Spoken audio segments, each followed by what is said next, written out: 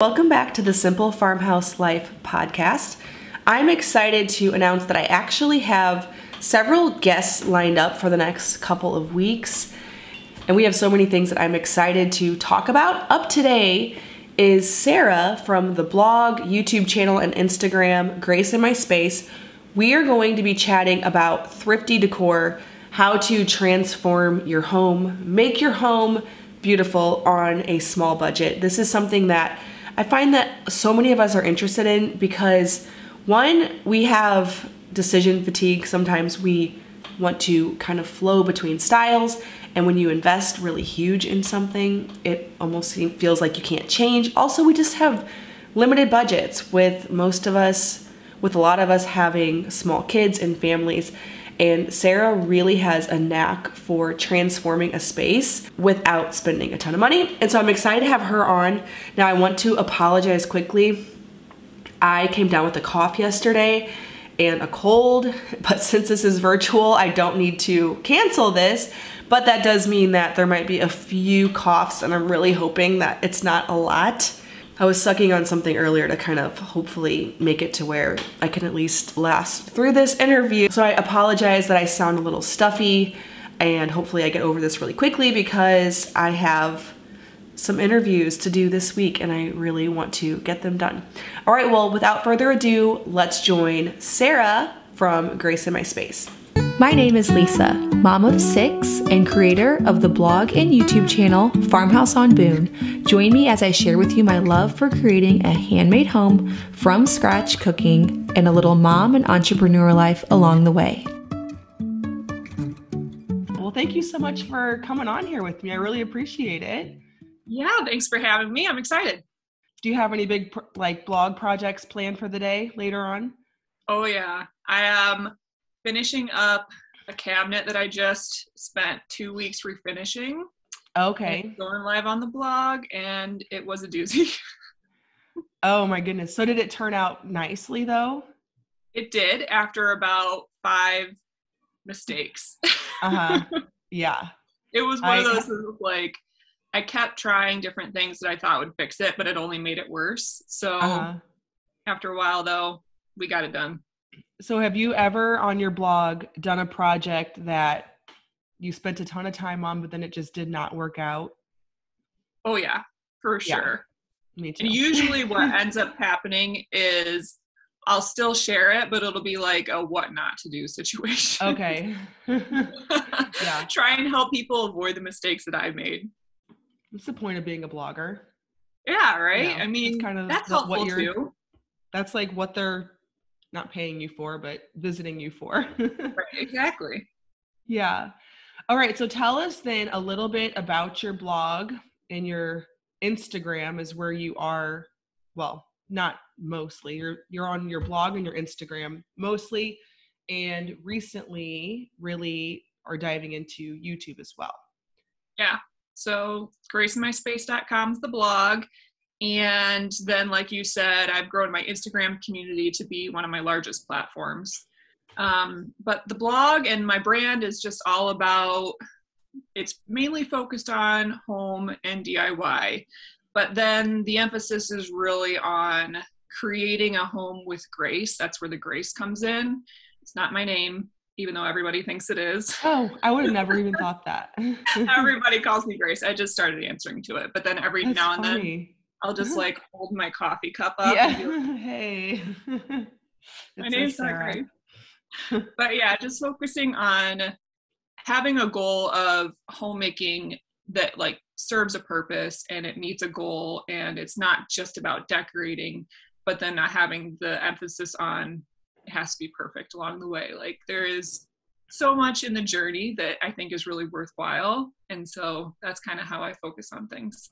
And if it's not, then it's too much time to be like, if there's not like joy in all of the journey and any meaning in all of the journey, then it takes too long to be intentional with your decorating and all of the projects and stripping down a cabinet or whatever you just did today. Absolutely. And really, I mean, if you're just struggling and like you're just striving your whole life towards this unachievable goal, then what's the point of that, right? So Yeah. I just like to make sure that people see the ups and downs and that they understand that that's just a part of the learning process, and that's how you develop new skills. And I mean, everything I've learned has been through trial and error and lots of research and hard work. It's not something that comes naturally. And I like to encourage people to just take that first step, because I think sometimes that's the hardest thing for people, is just to try, you know? Yeah. Oh, it is. It is. You can overthink things a lot instead of just diving in and seeing what happens. So you guys are making over what is it? Like a 80s, 90s house that you 90s bought. house. 90s house. Yep. How many years ago now have you been working on it? We've been here for 3.5 years. And when we bought it, it was stuck in the 90s. I mean, there wasn't anything it wasn't a fixer upper, like it was move-in ready. It was just, none of it was my style. Right. And the biggest thing that was, I think, the thing that we almost didn't buy the house for was because there was a sunken indoor hot tub inside the house. And I think that actually is why it stayed on the market for so long. It was on the market for well over a year before we bought it, because I think people just couldn't see past that challenge of, like, here's the kitchen, here's the living room, and in the middle there was an indoor hot tub. Yeah, that's a pretty niche interest. Yes, it is. So we took that out. We took down a wall. We created a dining room out of that space, because there really wasn't a dining space before. And then since then, we've just been updating it room by room, project by project for 3.5 years. Because you're doing this mostly all yourself and on a budget, which is why I wanted to bring you on to talk about Thrifty Decor. Everybody in my audience loves it anytime that we talk about that, because so many people, they want a beautiful home, but obviously it's really, really easy to create a beautiful home if you have an endless budget. Yep. But it takes a lot of work and creativity to create a beautiful home when you don't have an endless budget, which is where pretty much everybody is, with exceptions. Yes. Yeah. Absolutely. So yeah, I thought we would just dive in and talk about some of that, some ideas that you have. You know, I have some ideas to discuss, but if you think of more things that you're like, oh, I did this and this was such a high impact thing for a low price, we'll talk about that too. So first of all, how would you describe the style of your home that you're kind of going for? Maybe it's a mix of things too. I think that my style really took root and modern farmhouse exploded with Joanna Gaines. And since then, it's evolved to be a little bit more organic, a little like touches of rustic, and a little bit more on the modern side, where I like to incorporate like mid-century modern furnishings, but then have a lot of like really organic feeling things like pottery and heavy on the wood, all those kinds of elements that kind of warm it up a little bit, because I definitely am not like a modern contemporary person, but I'm really also not like a cabinish rustic person. So I kind of like to meet somewhere in the middle. Yeah. A cozy space, but yeah, it's kind of a mix of things. Did that come together over time? Like, I don't know about you, but I have so many things that I bought along the way that I incorporated. And then as I defined my style, they had to go because, you know, it just kind of evolves. Yeah, absolutely. One of the things that I just did on YouTube was talking about like how to figure out your decorating style and then how to implement it.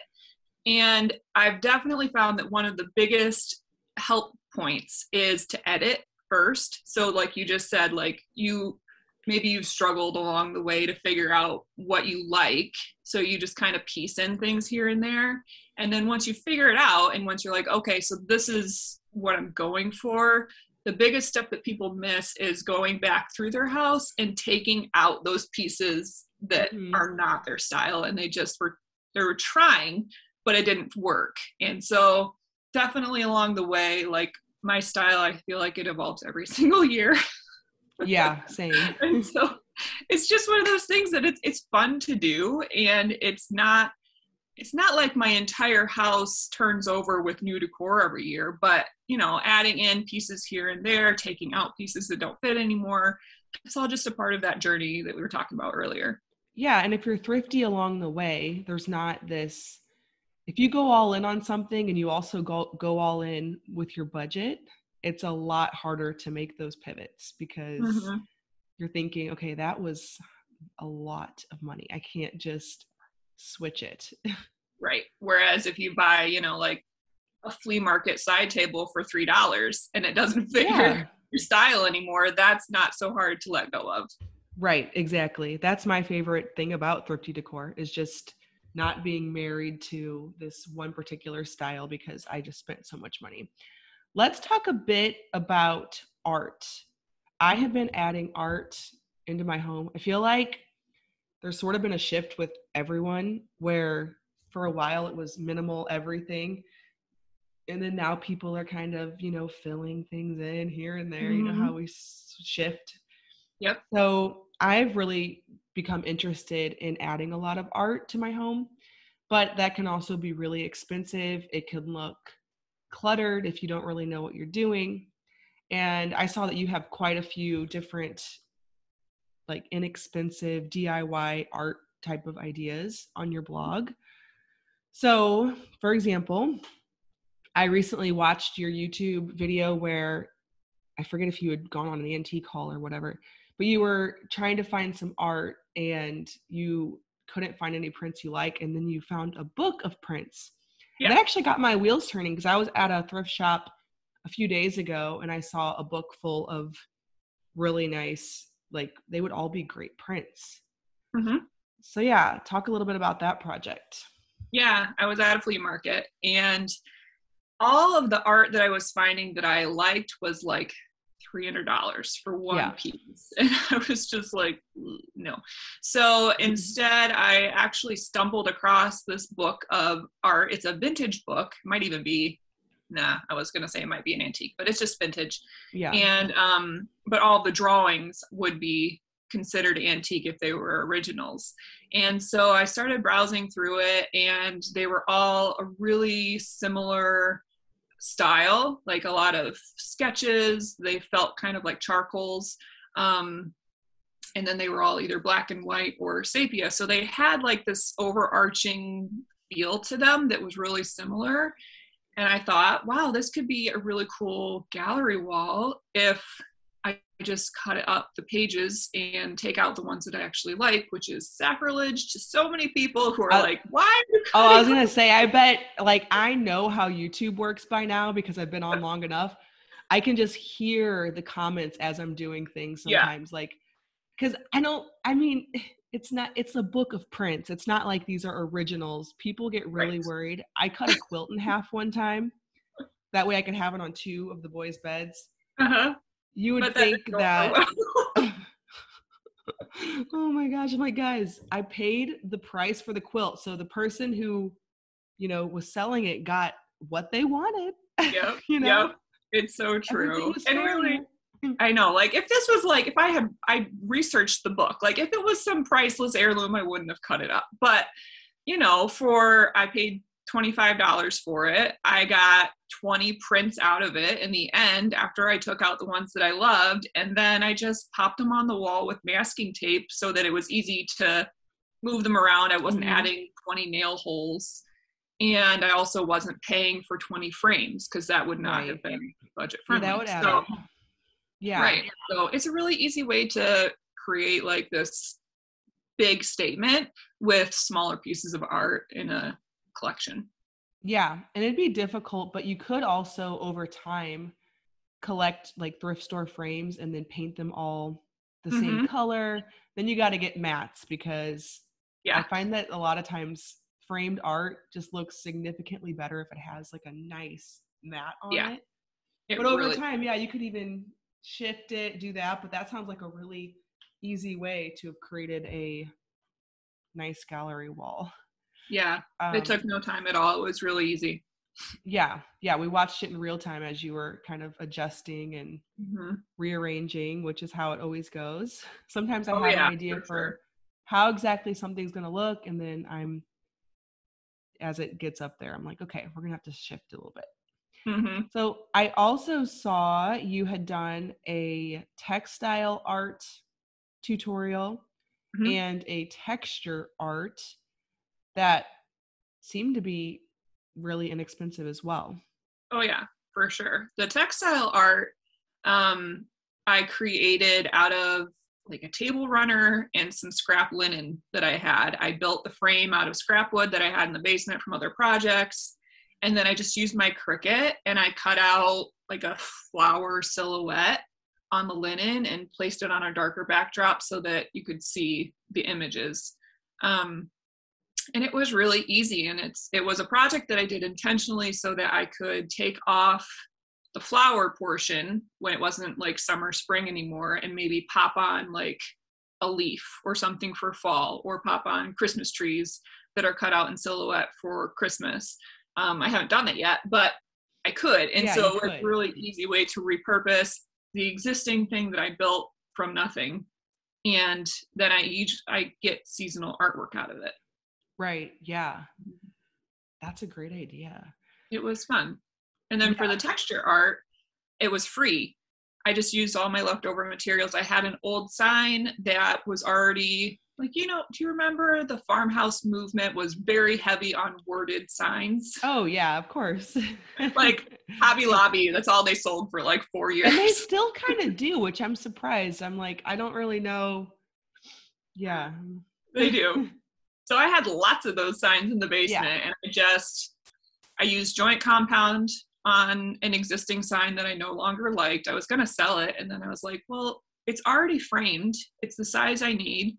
So I'll just add some joint compound to it to create that heavy texture that felt a little bit more organic and modern like their style is right now. And then I just painted it half and half, which is so easy. Like, I'm not a painter. I have no artistic skills, but I can slap some joint compound on an existing sign and then paint it 2 colors. And it looks like textured art. Yeah, that'd be about the extent of the painting that I could do at this point. I've watched some people's tutorials and like, I think eventually maybe I could, but I don't know if I'll ever sit down long enough to figure it out. I know. It's a skill for sure. Yeah. But that seems like a nice idea. And then you also, I'm pretty sure you have that as a blog post. So I'll link all the tutorials down in the description box or the show notes.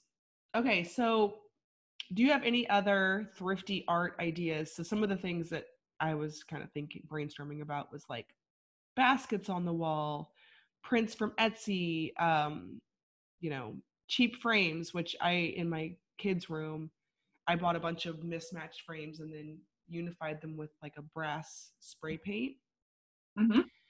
So I don't know. Do you have any other notable? You have art behind you right now. What is that? That's actually wallpaper.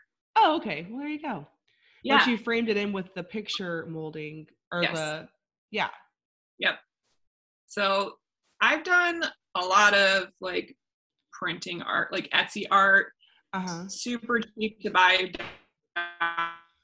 $, and you get them printed. I just did a big one that was a bit oversized and used it with a magnetic picture hanger so that it's not a full frame. It's like a poster hanger on top and bottom. And that took like 5 minutes. Super easy. Anybody can do that. It's really that one I feel like was not the most affordable because to print large scale art can be expensive if you want it to be colored, versus like doing a black and white at Staples. Right. But my favorite way to upcycle art is actually just to look for like the ugliest thing I can find at a thrift sale and then completely change it. Like a couple years ago, I found this old canvas that at some time was in style, but in the last 20 years has drastically gone out of style. I've found that before. Really ugly. But it was huge. It was like 4 by 5 feet. And it was at our local flea market. I picked it up for $5, which you can't even buy a canvas for that size for anywhere close to $5. No. So I just painted it. I painted over the entire thing. And well, first it was like a fall scene.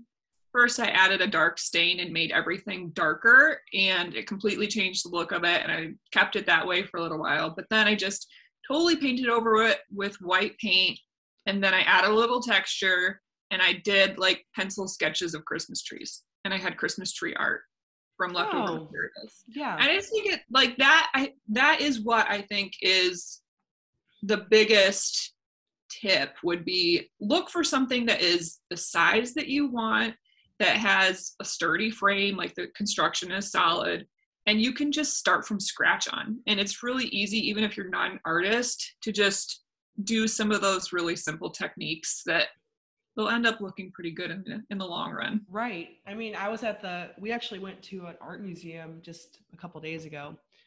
And when you're in the modern art section, I'm like, oh, I could do this. Yeah.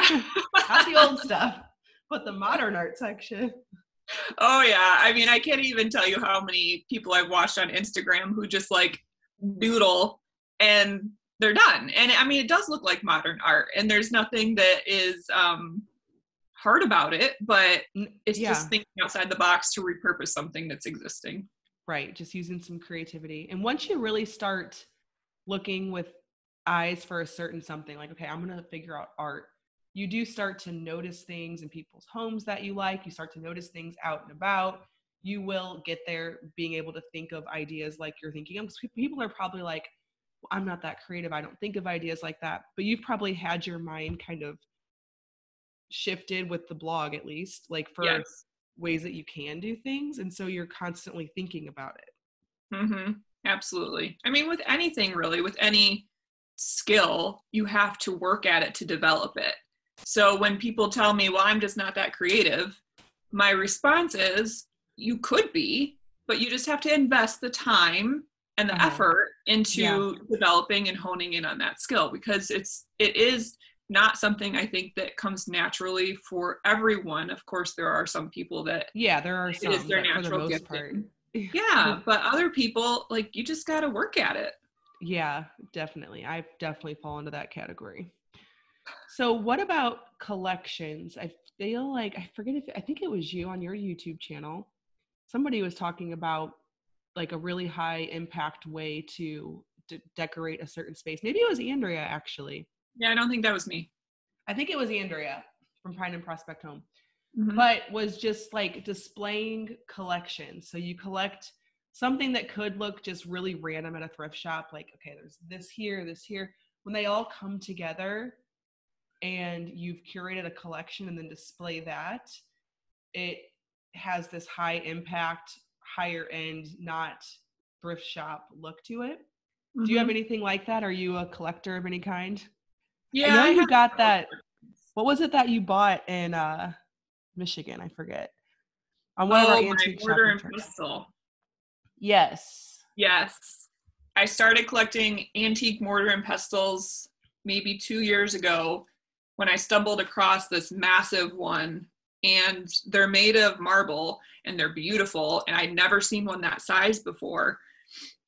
But that's like one of those things, like what you were just saying, like how to look for something. Once I'd seen the first one and I was so impacted by it, then my eye is like immediately drawn to finding those kinds of things when I'm out and about at thrift sales, and like I can spot one from across the room and I just run.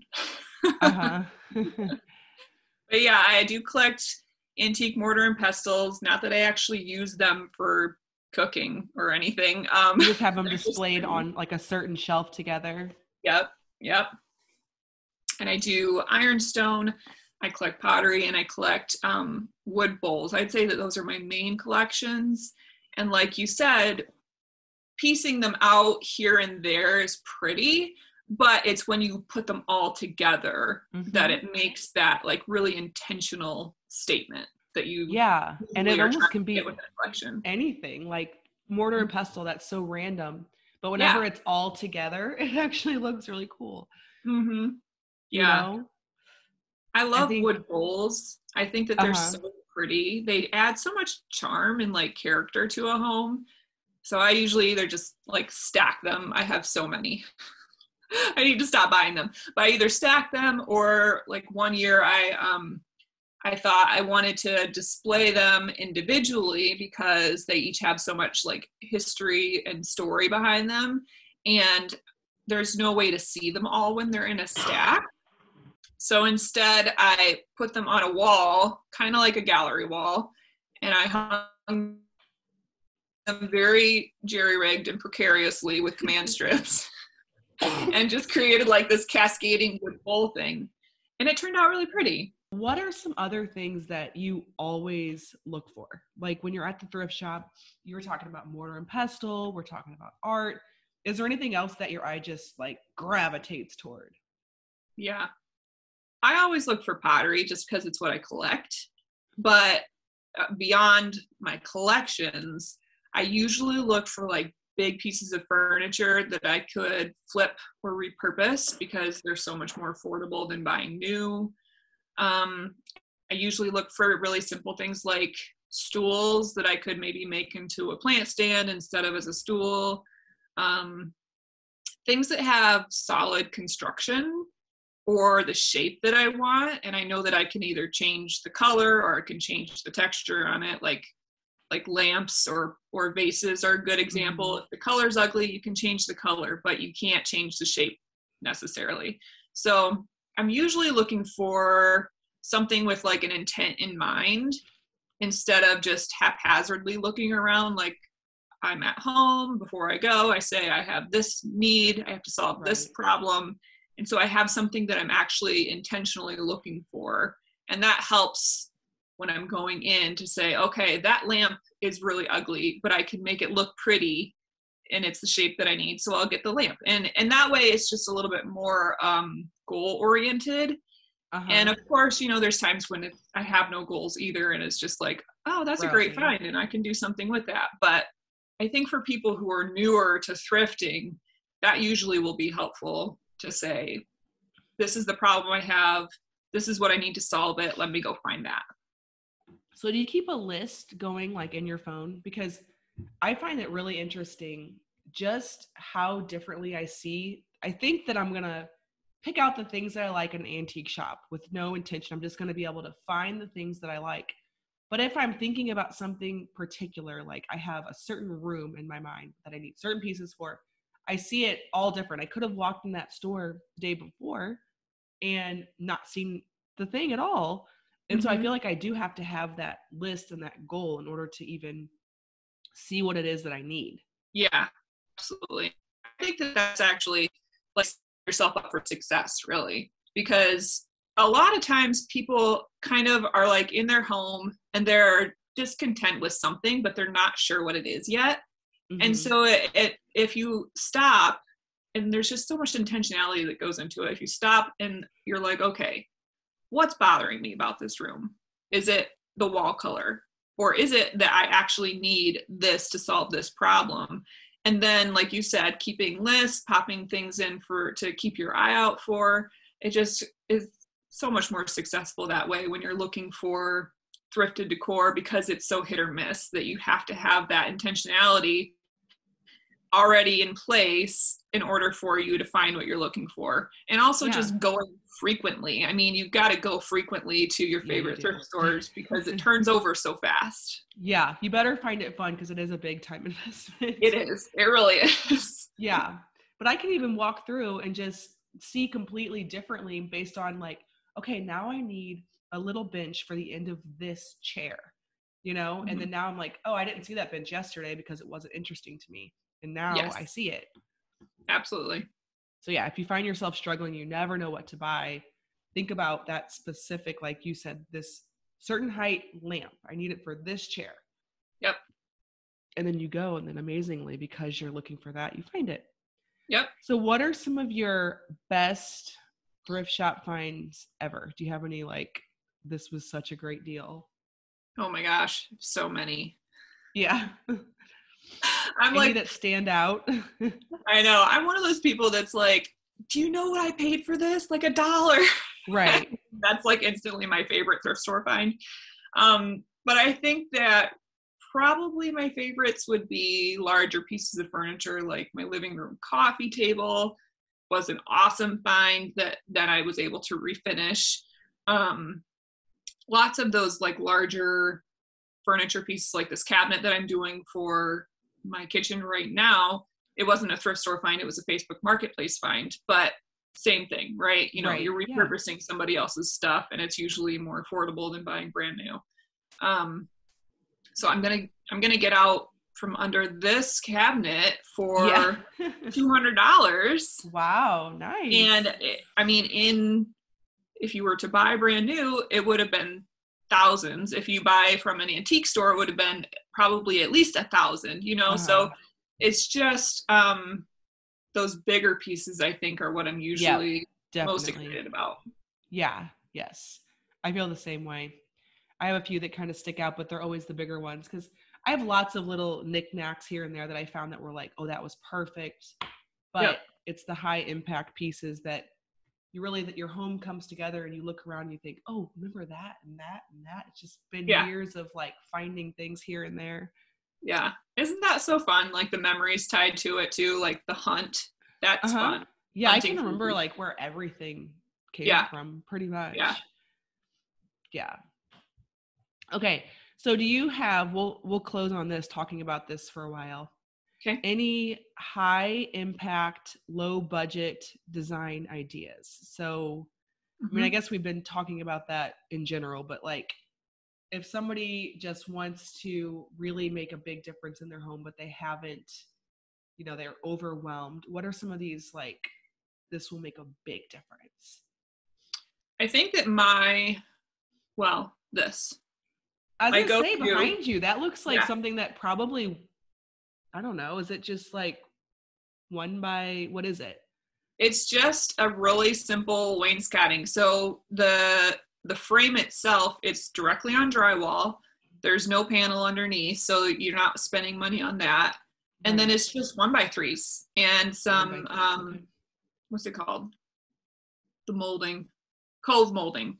So just 1x3s and cove molding to create like the curved on the inside. Yes. I've done that exact thing around trim, cove molding plus 1x3s. Yeah. Yep. And it's just, I mean, wall molding, I think, is for sure the biggest impact, lowest cost that you can do, except, I mean, lumber prices are coming down now. Yes, there was still, there was with expensive lumber.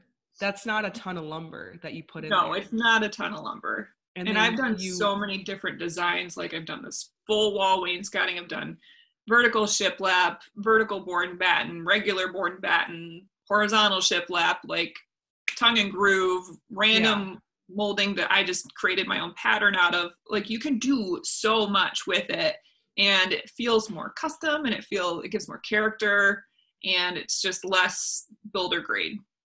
Right. Yeah. And then you did a bold color. Yes. And so paint, obviously, paint's very high impact, but yeah, you have this whole wall that is a statement piece, and probably no part of it was very expensive or really even very complicated as far as like needing a carpenter to do it. Oh no. Yeah. I did that all myself. It's time consuming, but not hard, you know? Which is just something that I think that people need to be okay with, just knowing that it might take you longer to accomplish it than what you want, but it's totally doable. Right. Yeah. It might be something that you're just working on an hour, you know, here, an hour there, and then, but it doesn't cost a ton. Yeah. Absolutely. So paint, I wrote down open shelving because I like open shelving because it does create a high impact, because you can take a really boring wall, put up a shelf, and then you can start collecting things on it. Absolutely. I've built several different kinds of open shelving, DIY versions, that are really easy. Like some as easy as literally going and buying a 2x12 and cutting it in half, and then popping it on the wall with a bracket. You don't have to have a lot of carpentry skills to do open shelving. I've also done more complicated options, but you can also, I mean, places like Target and Hobby Lobby, like they have open shelving that's pretty affordable as it is if you have no carpentry skills at all. You can even just do like picture frame ledges and add your artwork that way, and that way you're not like nailing it on the wall. Like open shelving is a great way to display things and help it feel more homey. Yeah, and it's pretty high impact for a low time budget, or time and money budget. Yeah. That's why I also have like peg racks here and there and hooks and just places where you can put stuff and swap things out and make your home easy to swap out seasonal decor, which, we're all thinking about fall right now. I watched you do a cozy like fall without the pumpkins because we can't get pumpkins yet. Yep. Yeah. And, I love that. Peg racks too are really easy to make. I've made all of my peg racks for my bedroom, and they're so easy and cheaper to do it that way than to buy them. Right. Yeah. Especially if you're doing it like all the way around a room, which I really like that look. Yeah. All right. Well, I hope that you enjoyed that and got some great ideas for transforming your space. I accidentally hit the record button toward the end there and stopped the recording just short of us finishing. And I was afraid with Zoom that if I tried to start recording it again, it wouldn't save the other one. So I don't really know, but I didn't want to risk it, and we were about to be done wrapping up anyways. Make sure though to go check out my friend Sarah's YouTube channel. She has an up and coming YouTube channel that she is building and growing, and she has such great tips, and I really love the practical way that she shares. She's very down to earth. I was just sitting in bed the other day just flipping through watching all of her videos. And so I encourage you to do the same. You can find her on YouTube by searching Grace in My Space, Instagram, Grace in My Space, and then graceinmyspace.com. All right, well, thank you so much for watching or listening to this episode of the Simple Farmhouse Life podcast, and I will see you in the next one.